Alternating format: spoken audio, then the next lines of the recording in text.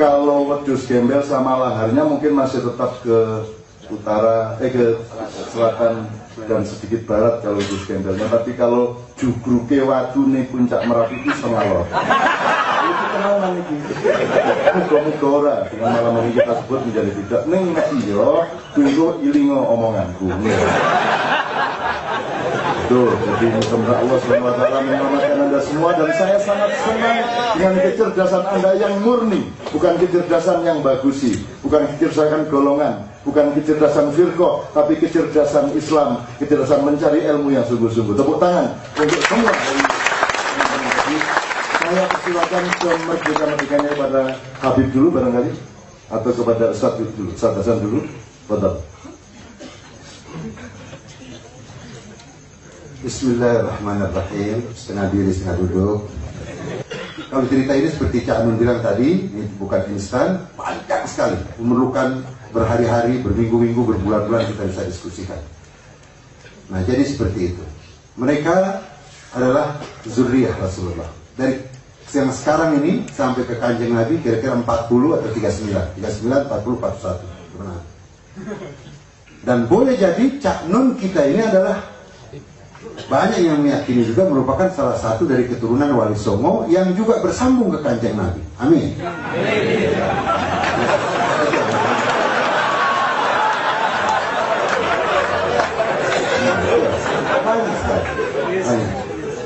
Jadi itu singkatnya. Kalau saya bisa terlalu panjang lah kalau bicara masalah ini. Dia kata mari kita, ada orang Imam Hanafi dulu mau begitu dikatakan oleh Imam Ja'far Shadiq, ini tongkat Rasulullah. Mereka ingin mencium tongkat. Kenapa? Nggak dikasih. Ini kan tongkat Rasulullah, saya ingin cium. Bukti kerinduan saya sama Rasulullah, cinta saya sama Rasulullah. Saya mau cium ini tongkat. Kata Imam Ja'far Shadiq, kenapa? Tongkat yang mau dicium, saya keturunan Rasulullah. Nah, tentu bukan sekedar ikut buta, bukan apa ya. Banyak sekali keturunan Nabi yang merupakan mutiara-mutiara, tidak punya kepentingan apa-apa, nggak mau disebut, nggak mau apa, ada di gang-gang sempit, ada di berbagai pelosok Indonesia, dari Sabang sampai Merauke, banyak sekali para sayyid, para habib yang hidup bersama masyarakat. Tidak tampil di TV dengan kalimat yang Cak Nun bilang tadi. Jamaah, itu terjadi reduksi ilmu besar-besaran. Anak belum punya ilmu, sudah ngajar orang jutaan orang, berarti ada tangan jahat sedang main. Sedangkan para pencinta Nabi, baik dari umat Nabi maupun dari zuriyah Nabi, banyak sekali yang merupakan mutiara-mutiara. Kenapa tidak muncul? Karena dianggap tidak marketable, tidak laku. Justru akan menjadi cahaya, justru akan menerobos kegelapan, justru akan membuat Indonesia jadi bagus. Karena itu disingkirkan oleh kapitalisme liar. Para pencinta Rasulullah secara umum maupun zuriyah Rasulullah banyak sekali. Kemudian apa yang pertanyaan yang lain-lain, para penanya saudara-saudaraku yang mulia, tentang perubahan, tentang cermin tadi ya, bercermin lihat ini, bercermin lihat itu ya. Memang di kalangan cerita-cerita kaum sufi sejadi seperti itu. Kalau orang pada tingkat tertentu melatih dirinya sedemikian rupa tentang tazkiyatun nafas, riyadhah, ruhaniyah, bukan tidak bisa. Tidak usah nunggu di akhirat. Dia bisa melihat bahwa orang ini bentuknya orang, tapi dia punya karakter buruk sekali. Dia bisa lihat itu hewan. Betul-betul. Allah berkata dalam Al-Quran, وَلَقَدْ ذَرَأْنَا لِجَهَنَّمَ كَثِيرًا مِنَ الْجِنِّ وَالْإِنسِ لَهُمْ قُلُوبٌ لَا يَفْقَهُونَ بِهَا وَلَهُمْ أَعْيُنٌ لَا يُبْصِرُونَ بِهَا وَلَهُمْ آذَانٌ لَا يَسْمَعُونَ بِهَا. Aku siapkan neraka jahanam, aku akan masukkan orang tertentu ke situ. Kenapa ya Allah? Mereka saya kasih hati, nggak mau punya hati, nggak ada rahmat di hatinya. Saya kasih mata, nggak mau lihat keagungan saya, memandang orang dengan penuh kasih sayang. Saya kasih telinga, nggak mau mendengar ayat-ayat saya. Mereka seperti binatang, vonis dari Allah, bukan dari manusia. Ulaika kal an'am. Mereka bagaikan hewan, bal hum adall. Bahkan mereka lebih sesat daripada binatang. Jasnya bagus, sepatunya bagus, celananya bagus, minyak wanginya paling mahal, tapi perilakunya hewan. Indonesia diisi oleh banyak sekali pejabat-pejabat jenis itu. badan wangi, perilaku bau busuk. Ya. Jadi itu bisa dilihat memang itu. Tentu itu maksudnya beliau tadi bukan beliau lihat para penyana kita tadi, ya. Muhtasib, saudaraku Muhtasib itu nyindir kita itu. Terakhir tentang beliau juga tadi nyebut berapa kali berubah, berubah Indonesia, berubah diriku sendiri, berubah dunia, diriku sendiri susah. Allah memang memiliki hamba-hamba punya tingkatan-tingkatan. Dalam akhir surat Muhammad Allah mengatakan, nanti pulang bawa Al-Quran masing-masing buka. Di akhir surat Muhammad Allah mengatakan, wa in tatawallaw yastabdil qauman ghairakum thumma la yakunu amsalakum. Jika kalian berpaling dari saya, kata Allah, saya udah kasih nabi, saya udah kasih kitab suci, saya udah kasih akal budi, saya udah kasih hati nurani, masih juga gelap-gelap juga. Saya kasih harta, nggak mau nyumbang di jalan saya kasih kesehatan, nggak mau berjuang di jalan saya berikan akal sehat, nggak mau juga berjuang memberikan kebaikan kepada masyarakat luas. Maka Allah yang katakan, jika kalian berpaling untuk semua itu, aku tidak pakai kalian dan kalian semua saya tidak gunakan lagi, dan saya akan ganti kaum yang baru. Allah yang berfirman. Yang belajar bahasa Arab tahu, ada fi'lus syarat, ada adatus syarat, ada fi'lus syarat, ada jawabus syarat. Wa in tatawallaw, wa in titik-titik, maka titik-titik. Wa in tatawallaw yastabdil qauman ghairakum. Jika kalian tidak serius, kata Allah SWT, berpaling dari saya, berpaling dari nabi saya, berpaling dari kitab suci saya, berpaling dari orang-orang saya di muka bumi. Allah punya orang-orang yang di muka bumi. Mau berpaling, maka saya akan sesatkan kalian semua. Dan kalian saya tidak pakai. Jadi kemarin bulan Desember banyak orang pedagang jatuhkan harga barangnya karena nggak laku-laku, potong diskon 50%, 70%, masih nggak laku juga, masuk gudang. Laku syukur, nggak laku udah. Orang juga begitu. Sudah dikasih Kanjeng Nabi, kasih kitab suci, kasih matahari pagi, mau berjemur untuk kesehatan. Matahari yang satu dalam bentuk ajaran Kanjeng Nabi dan kitab suci, dan orang yang disucikan oleh kitab suci, oleh Allah yang maha suci, dia tidak mau berjemur di bawahnya, dia tidak mau mencari kesehatan di bawahnya, tidak dipakai malu. Jadi sebagaimana barang bisa masuk gudang, manusia juga bisa masuk gudang. Jadi perubahan dijanjikan Allah. Itu akhir surat Muhammad, pasti. Dan mudah-mudahan di negeri kita Allah sediakan para perubah. Amin ya rabbal alamin. Terakhir, bahwa ini resep Allah, 124.000 telah hadir, kitab suci beberapa sudah hadir, orang suci banyak yang mati dibunuh, orang suci banyak yang mati di penjara, orang suci banyak yang terusir, kitab suci banyak yang dirubah-rubah. Allah tidak akan mengecewakan mereka. Allah tidak akan mengecewakan mereka. Resep suci ini pasti menang.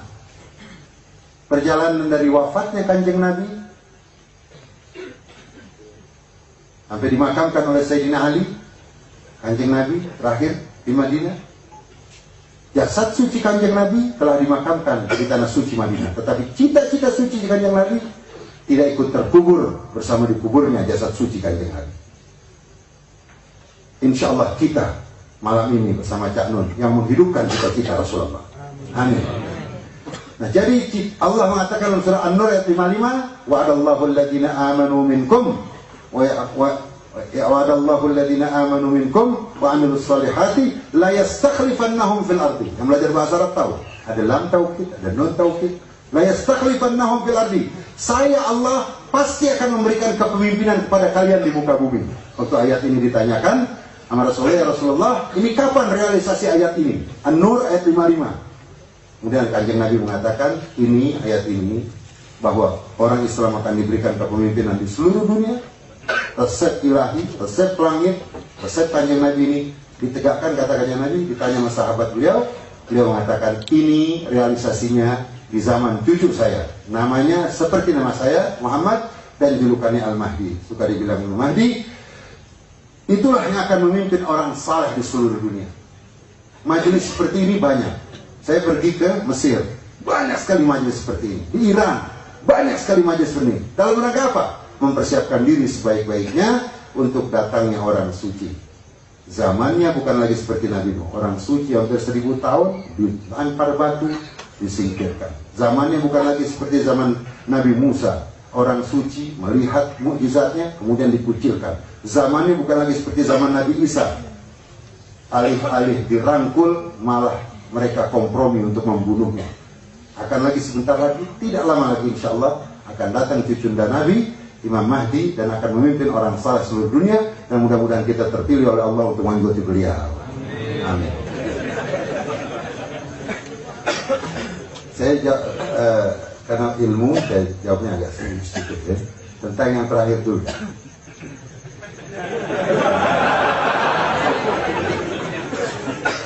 Habib itu diambil dari kalimat ahabba yuhibbu. Habib wal mahbub, yang dicintai. Muhib, para pencinta. Allah wal mahbub, yang dicintai. Kalau di Indonesia sekarang banyak kita dengar Habib, Habib ya, itu bukan sejarah baru, panjang. Sudah Wali Songo aja, Ridwanullah alaihim, udah 500 tahun lebih.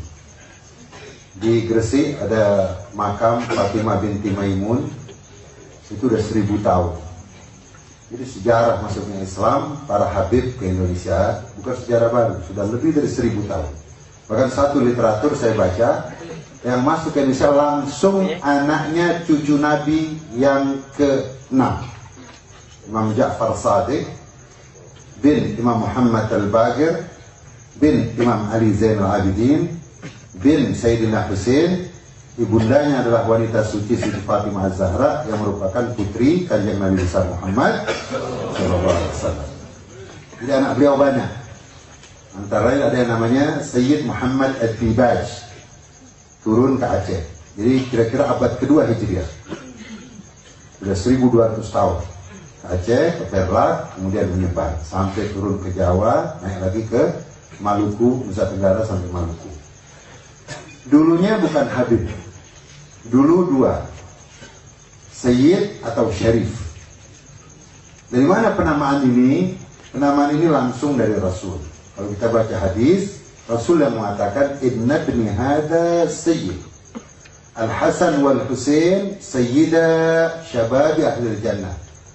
Karena Rasul memiliki jiwa sayangnya luar biasa kepada umatnya, ya, Rasulullah memberitahu bahwa ini dua cucu saya adalah dua pimpinan pemuda surga, Al-Hasan wal Husain sayyida syababi ahlil jannah. Artinya barang siapa bukan sekedar nanti ketemu di akhirat, oh ini loh, oh ini toh pimpinan pemuda surga Al-Hasan wal Husain. Bukan demikian. Dari dunia harus kita ketahui bahwa dengan mengikuti Al-Hasan wal Husain kita akan diantarkan menuju surga Allah SWT, karena keluar dari mulut suci Rasulullah.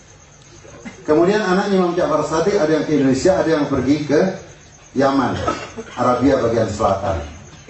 Dari situ banyak juga yang ke Indonesia. Nah, yang mampir ke Yaman kemudian datang ke Indonesia, itulah yang kemudian dari Sayyid berubah menjadi Habib.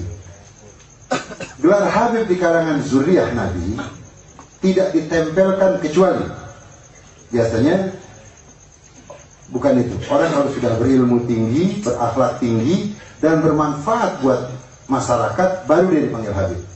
Habib. Tapi sekarang rupanya terjadi inflasi, ya. Cuma Habib ini belum punya ilmu, Habib. Ya loh, pakai sorban dikit, Habib. Ini tuh Habib. Sehingga akhirnya merusak ini kors. Ya. Iya. Mestinya mereka tahu diri, ya, agar supaya anak cucu Nabi ini banyak di Indonesia. Sudah memasyarakat. Ada yang sudah wajah timur tengahnya hilang. Betul. Barangkali di antara antum-antum juga semuanya, walaupun kita semua ada hadis Nabi kan waktu haji wada, la fadla li arabiyyin ala ajami illa bittaqwa, kullukum min adam wa adam min turab, inna akramakum indallahi atqakum. Biar kalian dari Adam dan Adam dari tanah, tidak ada kelebihan orang Arab atas lain Arab, tidak ada kelebihan orang putih atas lainnya. Kelebihan kalian, keutamaan kalian hanya dasarkan kepada takwa kepada Allah Subhanahu wa taala. Jadi begitu, capek diri sekarang. Jadi soal itu. Jadi Habib banyak sekali di Indonesia, ya. Dan Mereka adalah anak cucu Rasulullah, keturunan Rasulullah, baik dari Sayyidina Hasan sedikit, tapi yang kebanyakan dari Sayyidina Husain. Sayyidina Hasan kebanyakan ke Afrika bagian utara, Maroko, Tunis, Aljazair, Libya, Mesir, Sudan, itu banyak sekali keturunan Sayyidina Hasan. Yang kemudian dari Sayyidina Husain banyak turun ke Indonesia. Banyak sekali. Saya rasa ini yang bisa saya sampaikan. Minta maaf. Wassalamualaikum warahmatullahi wabarakatuh. Ini semua yang antum kemukakan itu direkam, dicatat, dan mereka punya forum-forum sendiri di tempat masing-masing untuk mengelaborasi lebih jauh.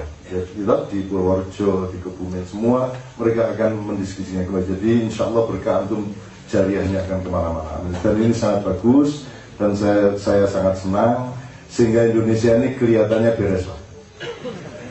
Dengan janji Allah di akhir surat Muhammad, saya kira beres, artinya sudah sangat memenuhi syarat untuk yastabil tadi. Sudah sangat memenuhi syarat. Dan Anda adalah insya Allah, karena Anda tidak ikut, Anda ojo menengok. Ini mereka malah sekarang berjemur di bawah matahari Qur'aniyah. Padahal mereka tidak pernah berjemur di matahari yang itu. Gitu. Orang tahu gue. Karena enggak pernah mereka berjemur. Berjemurnya ya di acara-acara seperti ini, insya Allah. Antum yang mengganti. Yang sekarang, yang kata Ustaz tadi, dikasih pikiran, tidak mau berpikir, dikasih telinga, tidak mau mendengarkan, dikasih kaki, tidak berjalan di jalan, dan seterusnya akan diganti oleh sobat sedingin, Muhtasib, oleh Faizun, oleh yang lain-lain.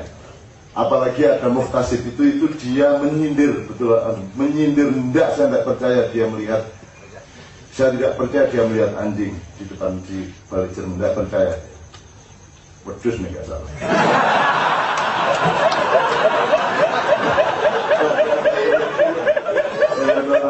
Enggak. Dan dia tidak bingung dia. Dengan melihat itu tidak bingung dia. Itu sangat sederhana. Itu cara menjawabnya sederhana, tidak perlu fatwa-fatwa tinggi. Itu dia bisa menjawab itu sendiri. Tidak ada masalah. Dia sedang disembunyikan Allah dan menyembunyikan dirinya. Dia ingin melihat jajal arek-arek kubiye kan gitu. Makanya dia tidak terlalu berani menatap orang, dia selalu bergedip-gedip terus. Itu karena dia selalu ingin menyembunyikan dirinya. Allah yuhibbul muhtasib. Amin ya rabbal alamin. Saya berikan kepada Habib Ahmad untuk mengkasih dan memuncai jawaban ini kepada 4 orang harapan Indonesia yang akan menggantikan para kafirun dan musyrikun. Dan Anda insya Allah saya doakan benar menggantikan. Saya sama Sobari sudah tua, sama-sama Muhammad namanya, dia Muhammad Sobari, saya juga Muhammad Ainun Najib. Sekarang menyesal kenapa pakai Ainun Najib, dia juga menyesal kenapa Sobari, kenapa tidak Muhammad saja, sehingga bisa mencurigai diri, jangan-jangan imam ampunya saya. Ya kita GR seperti itu dalam rangka ya Allah. Di Indonesia kalau nggak pinter-pinter tertawa ya Allah hancur lebur. Betul nggak? Maka di sini apapun saja bisa kita bikin kegembiraan. Amin. Habib Ahmad, Ustaz Hasan dan semuanya, saya mohon maaf. Kita belum tentu setahun sekali ketemu seperti ini, sehingga mudah-mudahan segala sesuatunya ridho dan halal bihalal di antara kita. Saya ingin ada setengah jam terakhir ini Anda semua, antum selamat. Antum berkat. Memanfaatkan itu artinya bukan mengeksploitasi, tetapi menggali manfaat ya, untuk tanya jawab sama beliau, sahabat maupun Habib Ahmad. Salah satu kunci beliau yang terakhir tadi mengenai ulama. Jadi sekarang kita menjadi tambah definisi. Biasanya kita hanya ambil sosiologi ulama, sehingga ada 2 macam ulama, yaitu ulama yang lahir seperti pohon, yang lahir dari akarnya, yaitu yang dirasakan dan dialami oleh satu umat, terus dia diakui sebagai ulama. Ini masih lumayan. Ketika umatnya masih menoleh kepada yang Quran ada di sudurihim tadi. Cuman kan sekarang ini kalau sudah ngomong sudur itu sudah dada itu sudah tidak ada asosiasi lain kecuali buah dada. Jadi yang menoleh kepada orang yang di dalam hatinya, dalam dadanya ada Quran itu kan masyarakat yang masih mencari dan masih menghormati Al-Quran. Sekarang kayaknya kan enggak. Sekarang saya tanya, kalau Pak Syafi'i Ma'arif lewat atau Ustaz Hasan Dalil lewat di pasar, terus sama Ayu Ting Ting Sing kok toleh apa? Ngaku. Mesti Ayu Ting Ting, kan? Artinya itu masyarakat yang masih memiliki persambungan dengan Allah dan Rasulullah yang sekarang dipotong secara politik internasional. Bahkan Anda semua ke Mekah, ke Nabawi, ke Haram, ke Masjidil Haram, dipotong juga hubungan batin Anda dengan Rasulullah sekarang dengan aliran-aliran tertentu yang strateginya disusun di Yerusalem. Tapi itu kapan-kapan kita omongkan, karena Anda semua kan mbahnya orang Yahudi, artinya lebih licik dari orang Yahudi. Hanya kita loh yang bisa guyon-guyon kayak gini. Hanya kita guyon-guyon, tapi dan tidak memasukkan guyon itu ke dalam konteks yang itu. Mereka sangat pintar memilah mana yang serius, mana yang tidak. Ketika sholat ya tidak ketawa gitu. Begitu selesai sholat uyuh kemekelan ya. Nah sekarang kita punya pertama ulama yang seperti pohon lahir dari tanah, ada ulama yang nyantol di pohon, yaitu ulama-ulama atau ustadz-ustadz atau kiai yang dipilih oleh yang punya modal. Misalnya yang ditaruh di TV A itu yang milih adalah yang punya modal. Itu yang memilih ini ustadz atau bukan, itu ustadz atau bukan. Itu yang milih bukan rakyat, bukan pemirsa, ya. Jadi tidak ada demokratisasi, intelektualisasi ulama. Ini kedua. Jadi ini ulama yang ditirukan anak saya kalau beol. Jadi anak saya yang kecil itu tidak menirukan kalimat kata-kata itu kecuali ketika dia beol. Begitu dia langsung teriak jamaah. Dia anak umur 5 tahun. Saya agak heran kenapa dia hanya mengucapkan itu ketika beol. Kan nggak enak tuh maksud kata jamaah diucapkan waktu dia berak. Saya kira yang diucapkan bukan kata-katanya, tetapi nuansa budaya dari lagu jamaah. Apa betul dia? Bukan jamaah, enggak gitu, tapi jamaah agak logat Betawi sedikit. Nah, yang saya tanyakan sama Allah ini, kenapa anak saya ini menirukan ini kalau pas ngeden? Apakah ini ada hubungannya dengan ngeden itu gitu kan? Oh, ini ada kapitalisme yang ngeden gitu ya. Apa aja dijual, asalkan diperhitungkan laku menurut AC Nielsen kan gitu. Oke, berarti beliau sekarang tambah wacana. Ulama yang sejati adalah ulama yang dipilih oleh Allah. Malam hari ini kita tahu, jadi Anda harus menumbuhkan kepekaan dan radar untuk membedakan 3 macam ulama ini. Sebab umat sekarang yang menurut beliau tadi itu sudah kehilangan tauhid ya. Itu sudah pasti tidak memiliki parameter untuk menentukan ini ulama atau bukan. Asal ditambah Gus sudah kiai. Kan gitu. Padahal Gus itu adalah anak kiai yang belum punya kemampuan dan ilmu untuk disebut kiai. Itu Gus. Kalau dia sudah jadi kiai, dia tidak Gus lagi, tapi kiai. Jadi ada orang yang sampai akhir hayatnya Gus terus ada. Karena menurut masyarakat dia belum punya kualitas untuk jadi kiai. Itu saya bukan gimana-gimana, saya sendiri ya bukan kiai, ya bukan Gus. Saya ini Gu. Kalau di Jombang orang yang angon kambing, kerbau itu diantara mereka memanggil satu sama lain dengan penghormatan Gu. Jadi Gu Sobari, gitu. Nanti Gu, gitu kan. Nanti Gu Nun, gitu. Saya dulu dipanggil Gu Nun. Oke, teman-teman sekalian, mulai hari ini kita pulang dari sini, kita meningkatkan radar kita untuk menemukan mana ulama yang dipilih Allah di zaman ini. Kalau Anda ketemu satu saja, insya Allah Anda sudah selamat dunia akhirat. Amin. Ya, amin ya rabbal alamin. Saya persilakan siapa? 1, 2, 3, oke, 4, oke. Silakan langsung maju, mikrofonnya diatur yang sebelah kanan oleh Mas Imam. Mas Ramli, silakan. Foto. Foto. Assalamualaikum warahmatullahi wabarakatuh. Ustadz Hasan dan Habib Ahmad yang saya hormati, Saya bertanya tentang cinta sejati. Cinta itu kan tidak cuma di bibir. Kita merayu kekasih itu dengan bibir itu gombal. Nah, termasuk cinta kepada Nabi kan harus dengan perbuatan. Bismillahirrahmanirrahim. Qul in kuntum tuhibbunallaha fattabi'uni fayaghfir lakum dzunubakum. Dalam surat Al-Imran, kalau kau mencintai Allah, maka ikutilah aku. Ikuti aku berarti kan seluruh gerak badan ini harus meniru Nabi, bukan cuma di bibir. Maka saya mohon maaf, saya kurang ajar nih. Saya mau menguji keulamaannya. Mohon maaf sekali ya, saya kurang ajar. Bagaimana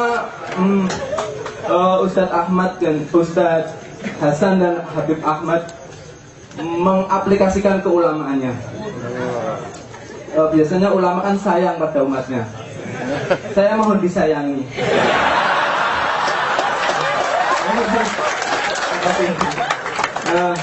Saya mau curhat. Gini, saya pernah punya guru.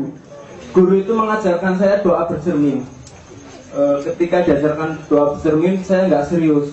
Maka saya hanya ingat artinya aja, Arabnya lupa.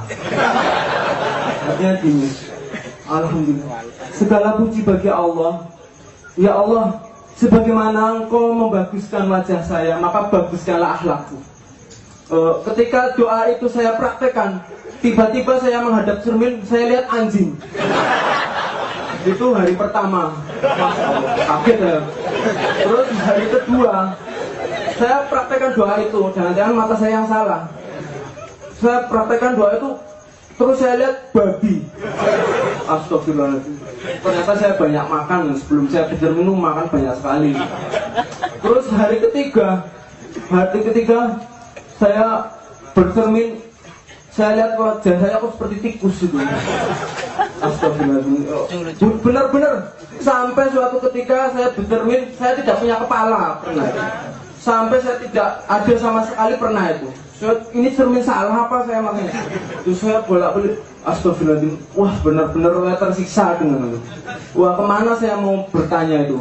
Sementara guru saya sudah meninggal dunia. Maka saya ingin Habib Hasan dan Ustadz Habib Ahmad dan Ustadz Hasan menggantikan posisi guru saya. Bisa menyelesaikan persoalan psikologis yang saya hadapi. Hampir gila ya, apalagi mikirkan yang lain, masalah negara Indonesia dunia itu, sudah terlalu capek sekali. Sampai saya itu ya sinting lah. Masa melihat DPR kayak gerombolan apa itu. Astagfirullahaladzim, saya nggak usah ngeliat itu, saya lihat wajah saya sendiri di sini. Ternyata wow, lebih jelek gitu.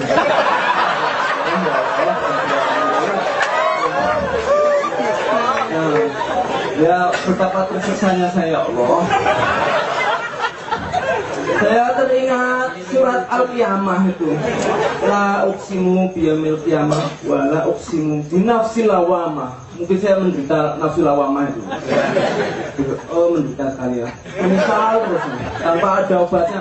Lalu saya baca-baca, kalau tobat itu harus serius. Tobat itu harus berubah total, seluruh perilaku kita berubah. Sementara yang saya hadapi itu tobat cuma niat, itu tobat sambil itu.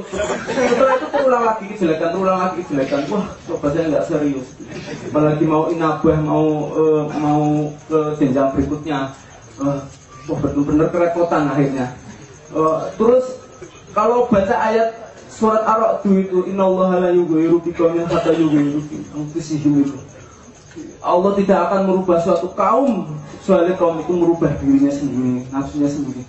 Wah, betapa menderitanya aku membaca ayat itu, ya Allah. Jangankan mimpi tentang perubahan, merubah diri sendiri aja saya nggak bisa ya Allah. Apakah Engkau mampu mengampuni saya ya Allah yang banyak ini? Kalau benar-benar membuktikan pengampunannya, mestinya saya berubah tuh sikapnya kan. Bukti tobat kan harusnya terbukti nyata itu loh. Berubah perilakunya, berubah seperti rahmatan lil alamin itu loh. Tapi wah alangkah jauhnya itu. Rahmatan pada diri sendiri aja belum bisa. Mohon kasih sayangnya Habib Hasan sama Habib Ahmad sama Ustadz Hasan, saya mohon resepnya. Terima kasih. Assalamualaikum warahmatullahi wabarakatuh. Masya Allah, saya akan memberikan jawaban sepenuhnya kepada beliau. Saya kira Mas siapa tadi namanya supaya beliau ingat? Muhtasib loh, namanya aja Muhtasib kan, Masya Allah, hubungannya sama hisab. Saya kira Rabbana ma khalaqta hadza batila. Allah itu menentukan formula kemesraan hubungannya dengan hambanya itu dengan macam-macam cara, dan dengan Muhtasib begitu cara Allah bermesraan sama dia. Dan Muhtasib sendiri orang yang sangat pandai menyembunyikan kebaikannya, dan tidak ada orang yang lebih mulia daripada orang yang selalu cenderung menyembunyikan kebaikannya. Sirwangi merem-merem ini. Sip, tenang sih ya. Oke, hari ini antum menjadi muridnya beliau berdua ya. Amin ya rabbal alamin. Wis rabi durung? Sampun. Wis rabi. Tinggal konfirmasi sama si aku kaya asura.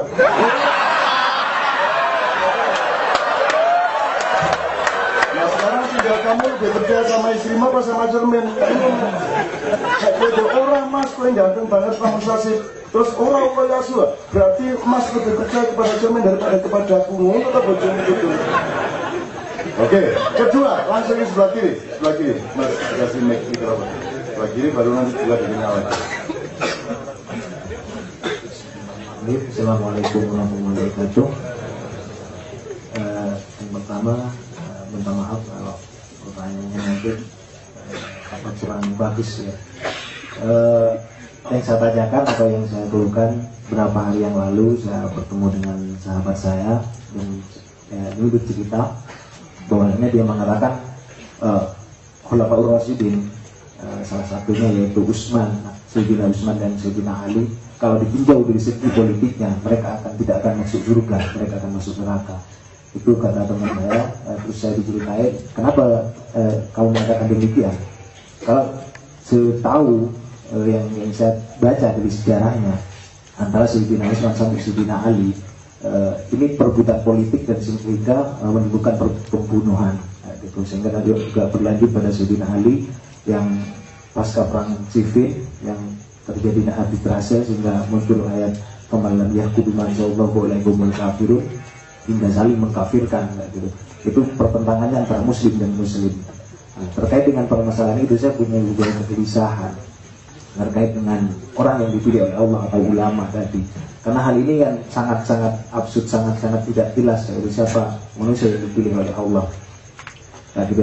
Ketika kita kaitkan dengan Sayyidina Ali dan Sayyidina Utsman, gitu, saya juga bingung antara mereka berdua siapa yang dipilih oleh Allah untuk menjadi petunjuk dan menjadi patokan bagi kita umat Islam.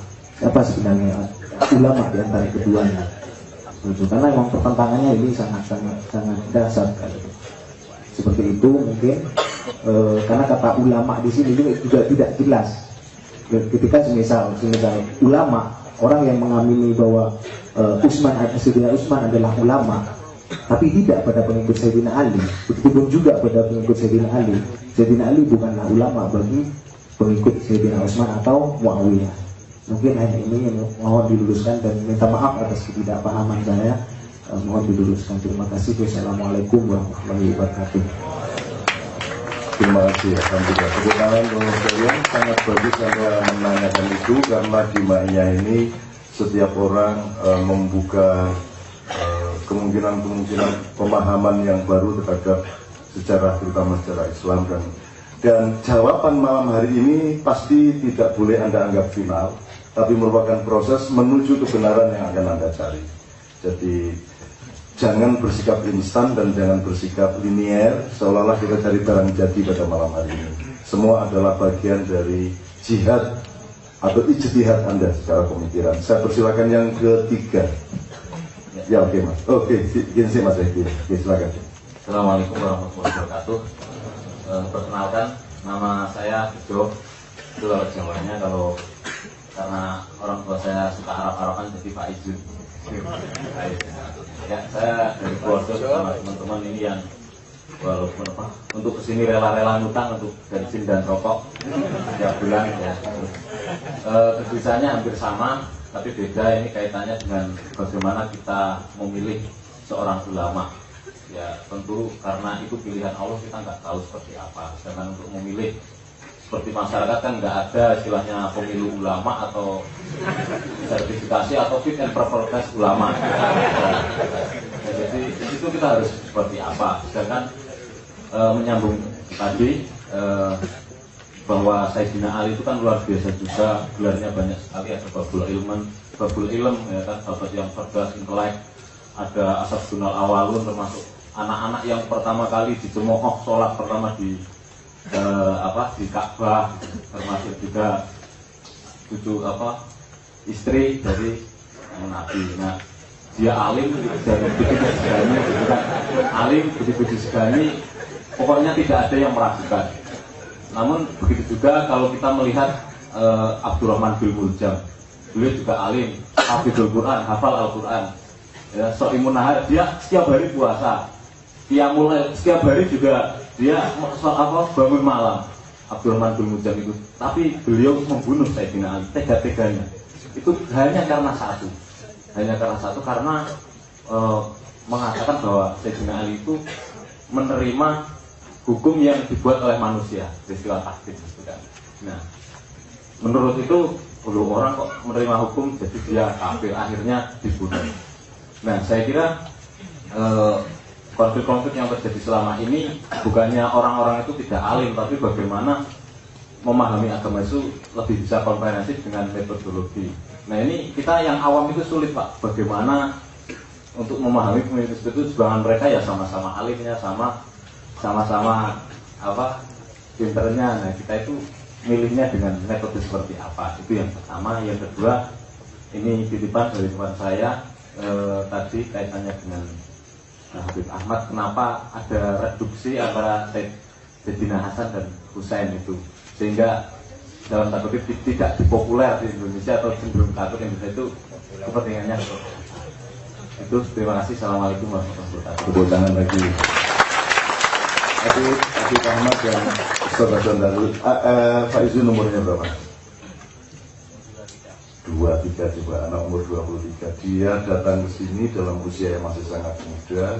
Pertanyaannya tidak mengandung kepentingan golongan, tapi pertanyaan ilmu yang jernih. Nah, saya sangat berharap bahwa anak-anak muda seperti ini nanti yang pegang majelis ulama. Anak-anak muda seperti ini, potongannya ya rotok anu sidik-sidik, ini kan ya majelis ulama. Jadi, anak makanya tidak pernah putus asa melihat Indonesia, karena saya ketemu anak-anak muda yang masih, aku terulik-terulik saya kerengan loh. Bisa bantingan siapa, terus ngerti macam-macam pun membaca nih kalian nabi. Dan Anda menurut Quran dengan tafsir tentu Anda pasti masuk surga karena ashabul jannati humul faizun. Ya. Itu sama dengan sobirin itu dulu selamat kejeblong sumur, terus kecepit waktu tidak bisa keluar, beberapa jam baru ditolong orang, terus bisa naik. Itu kalau terlambat sedikit dia mati, tapi dia tidak mati karena apa? Karena ayatnya jelas. Innallaha ma'as sabirin. Nek jenenge ora sabirin mati ki lho. Kalau ndak ada sithik dengan ya orang nyalai syariat atau itu kan doa saya untuk Pak Izin. Jadi wis to mlebu swarga. Amin ya rabbal alamin. Liwat proses.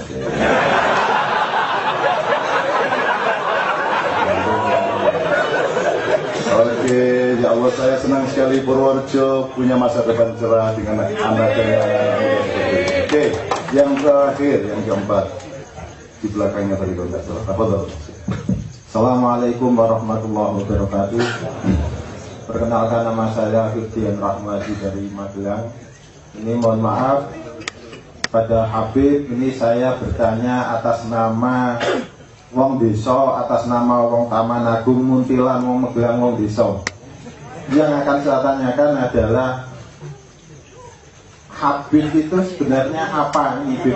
Soalnya saya sendiri juga terus terang itu mesti ada takon ini gitu, dan ini sangat mendasar dan seperti sebelum-sebelumnya ini kita juga sudah mengetahui apa itu ulama, apa itu kiai, apa itu gus dan lain sebagainya. Tetapi untuk yang satu ini mohon maaf, untuk Habib sendiri itu definisinya apa?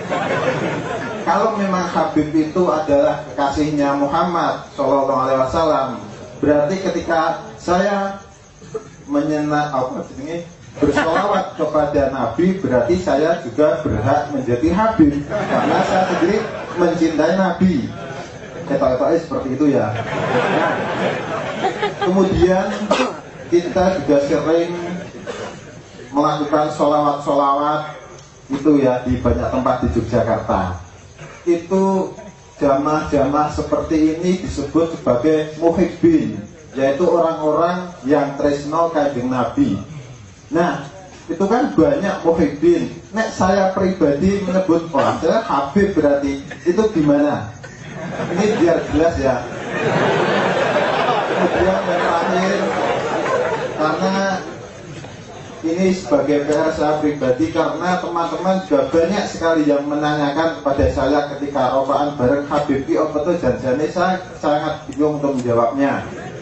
Dan setahu saya itu Habib itu ada departemennya ya Gus ya, Habib ya, di mana Jakarta. Ini ada departemen Habib. Jadi kalau menjadi Habib itu syaratnya harus terdaftar di departemen ini. Ini sepengetahuan saya. Ya, jadi maksudnya ini betra kleru, saya meletakkan Habib itu di mana, saya meletakkan ulama di mana, saya meletakkan kiai di mana. Begitu, terima kasih, tepuk tangan.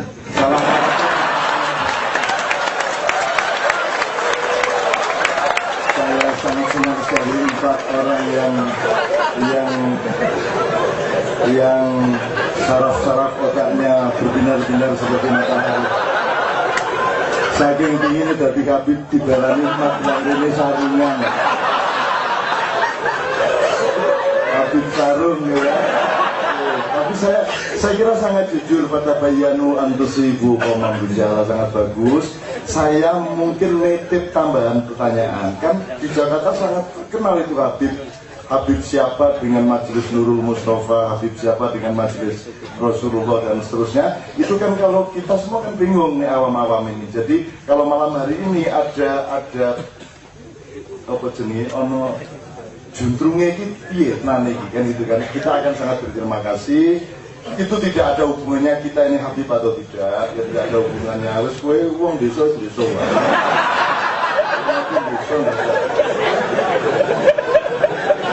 Haruman sama ono nabi sing nang desa apa piye? Sing nabi kutha ming siji Sulaiman loro karo bapakne Nabi Daud. Nek liyane desa kabeh. Nabi Muhammad desa banget. Malah rano kali, rano gedung, rano mesake tenan kae. Magelang sing lumayan ono Gunung Merapi banget. Kapan-kapan jugruk ngalor lumayan.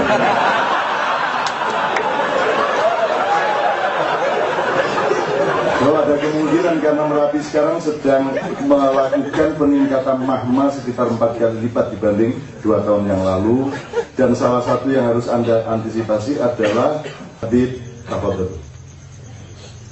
Ya, jelas tidak mungkin kita akan tuntaskan masalah ini dalam malam ini ya. Ini perlu waktu lagi insyaallah ta'ala, dan khususnya saya cari-cari alasan supaya nanti kalau jawabannya kurang pas, karena saya juga pernah pengajian dari jam 12 malam.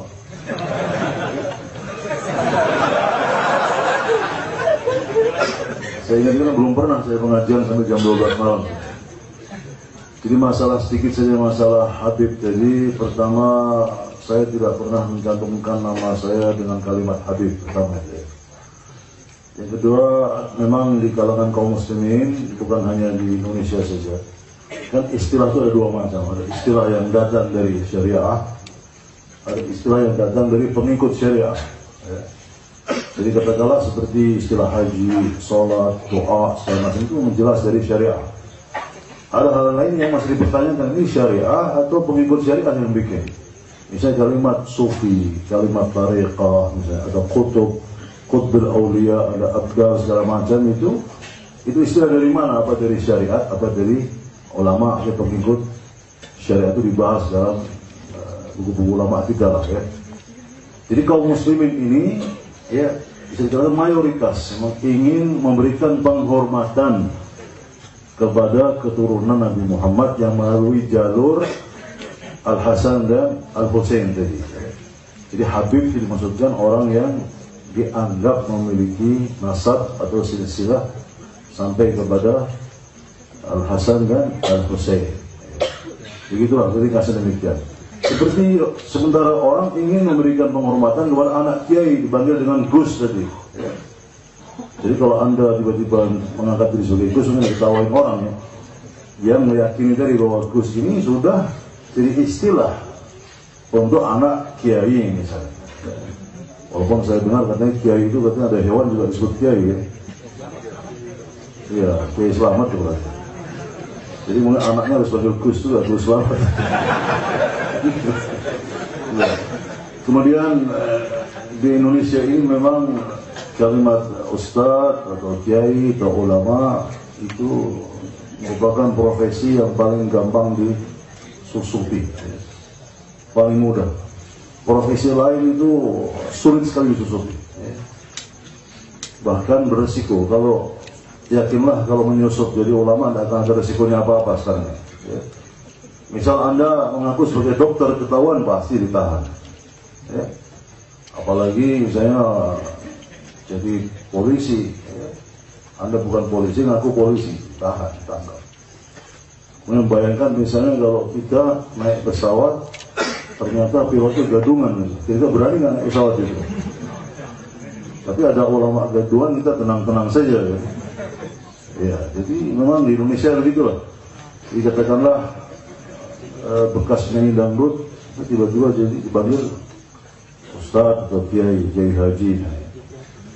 Kira bukan berarti tidak boleh, tapi kita mempertanyakan belajar di mana, kapan belajarnya.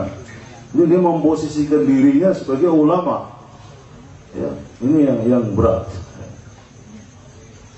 Kemudian ulama itu sebetulnya memang bertingkat-tingkat tentunya. Tadi juga saya ingin bahas masalah cinta tadi. Ya kan ditanyakan masalah cinta oleh saudara kita Muhtasib ya. Cinta itu bertingkat-tingkat kepada siapa? Apakah kita cinta kepada istri sama dengan cinta kita kepada guru kita, cinta kita kepada Rasulullah? Tentu berbeda ya. Orang cinta kepada Allah tentu dengan taat sepenuhnya kepada Allah Subhanahu wa taala.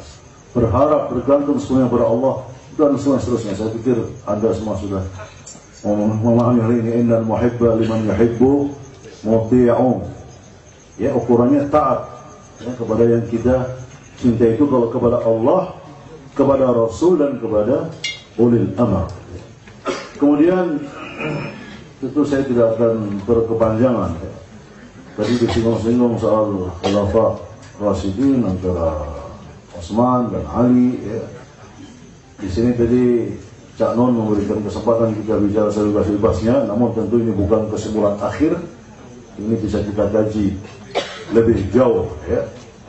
Bahwa paling tidak kita menilai ya, ulama itu kan dari peninggalannya, dari ilmunya ya, mungkin dari murid-muridnya. Saya pernah dialog dengan 3 orang membanding-bandingkan antara Ali bin Abi Thalib dengan khalifah-khalifah yang lain. Saya bertanya, ya, ilmu apa yang Anda dapatkan dari mereka? Ya. Kemudian siapakah di kalangan sahabat Nabi yang kemudian mengaku sebagai murid mereka? Ya. Katakanlah para khulafah itu pernah ngajar di mana? Ya. Khutbah-khutbahnya seperti apa? Ya. Kata-kata hikmahnya bagaimana? Ada tidak? Kalau Ali bin Abi Thalib itu jelas. Sampai sekarang kitab Nahjul Balaghah itu sudah 40 lebih ulama besar yang mensyarahi dan belum harus hadis. Pernah misalnya Imam Ali bin Abi Thalib bertanya, huruf apakah yang paling banyak dipakai dalam bahasa Arab? Dijawab huruf alif. Beliau bicara panjang lebar tidak menggunakan huruf alif.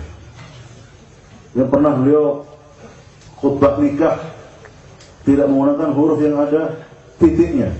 Jadi huruf ba, ta, ta, jim dan seterusnya nggak dipakai oleh beliau. Kalau nggak percaya nanti ketemu saya, tapi jangan jam 12 malam ya. Jam 9 pagi saja. Itu ada bukti-buktinya. Dan sahabat-sahabat besar seperti Salman Al-Farisi, Jabir bin Abdullah, Abdullah bin Mas'ud, Abdullah bin Abbas, itu bangga disebut sebagai murid Ali bin Abi Thalib. Saya punya kitab kecil tulisan Sayyid Ahmad Zaini Dahlan. Itu mufti di Hijaz sebelum datangnya kerajaan Saudi. Jadi saya sempat bincang-bincang Saudi itu kapan datangnya itu? Kerajaan dinasti Saudi itu. Ya. Mungkin kita bahas kesempatan lain saja. Sayyid Ahmad Zaini Dahlan guru besar dari banyak ulama di Indonesia. Silakan naik, termasuk Kiai Haji Hashim Asy'ari, Kiai Haji Ahmad Dahlan, dan beberapa habib besar di Indonesia yang sudah meninggal. Itu berguru kepada beliau. Beliau punya buku kecil namanya Asnal Matalib fi Iman Abi Thalib.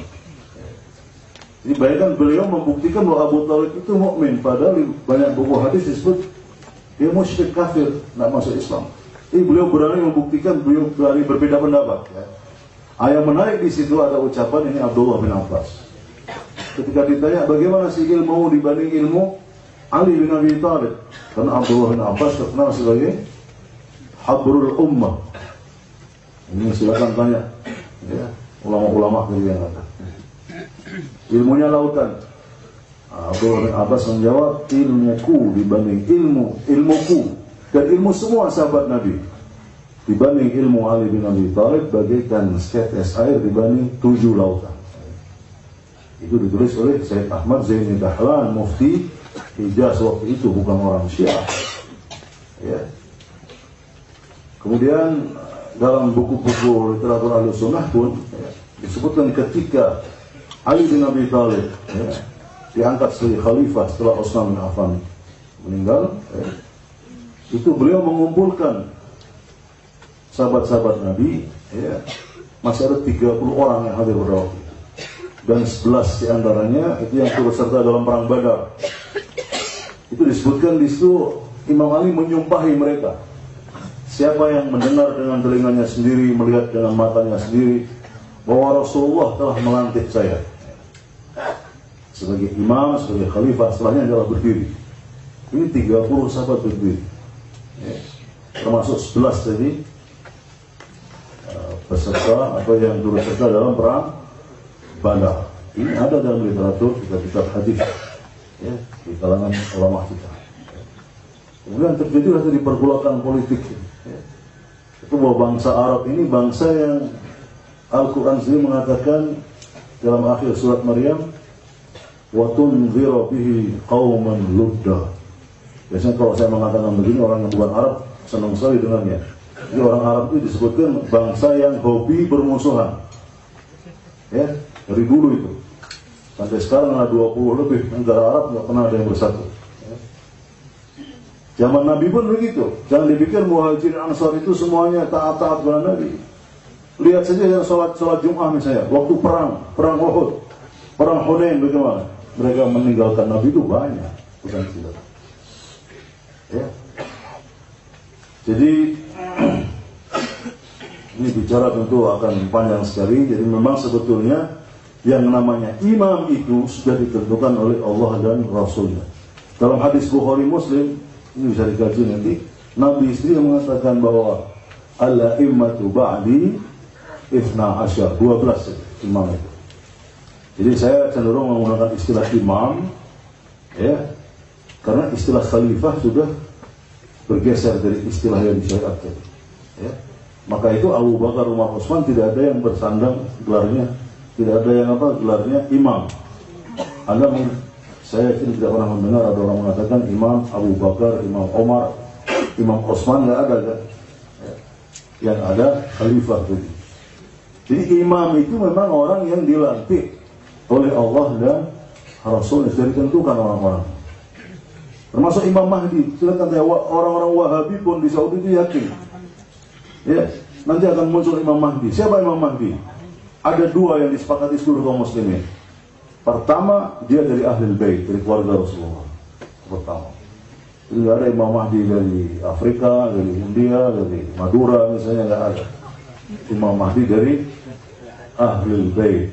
Yang kedua, Imam Mahdi itu jadi imam, bukan rame-rame dipilih oleh manusia. Ya, dibayat oleh Jibril di antara rukun dan makam di Ka'bah sana. Ya. Ini kalau masih percaya hadis-hadis yang mutawatir, ini kan bisa kita kaji lebih jauh. Jadi sebenarnya konsep imamah dalam Islam itu dari Ahlul Bait dan tidak dipilih oleh manusia. Jadi ketika zaman Rasulullah sudah meninggal dunia, walaupun khalifahnya itu orang lain, imamnya tetap Imam Ali. Saya membaca itu bukti-bukti bahwa Abu Bakar, Umar, Utsman pun dalam banyak hal merujuk kepada Imam Ali bin Abi Thalib.